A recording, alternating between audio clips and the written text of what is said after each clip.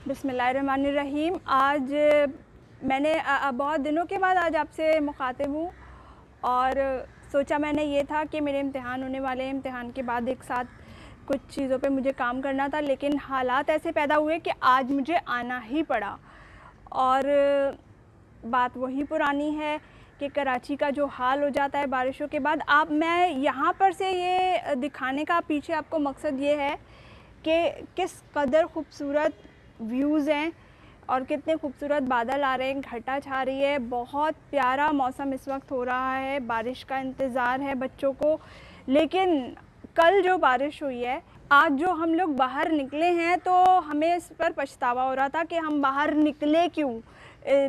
इतना बुरा शहर का हाल है, सारे नाले उबल रहे हैं और एक उम्मीद थी कि कुछ दिनों पहले ही यहाँ पे सड़कों पे काम हुआ है, पैचिंग हुई है। बड़ी उम्मीद और इंतज़ार के बाद कराची वालों ने कराची वालों ने तो नहीं बल्कि सिर्फ नॉर्थ नाज़िमाबाद के कुछ एरियाज़ में हमने देखा था कि सड़कें बनना शुरू हुई या उनकी पैचिंग शुरू हुई तो थोड़ा सा गाड़ी चलने में बेहतरी आई थी और हमने सुख का सांस लिया था कि चलो कुछ उम्मीद बनी है।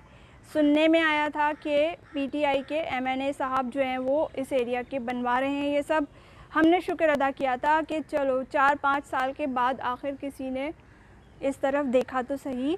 लेकिन आज बहुत ज़्यादा अफसोस के साथ कहना पड़ रहा है कि बारिश जो मेरे ख़्याल से मुश्किल से आधा घंटा की बारिश थी, आधे घंटे में सड़कें टूट चुकी हैं, जो पैचिंग हुई थी वो निकल चुकी है। और सिर्फ यही नहीं बल्कि एक और चीज़ के कचरा दोनों तरफ था, सड़क के दोनों तरफ कचरा था जो कि बहकर पानी में आ गया है, पूरे नाले उबले हुए हैं, पैर रखना मुश्किल है, गाड़ी चलाना मुश्किल है।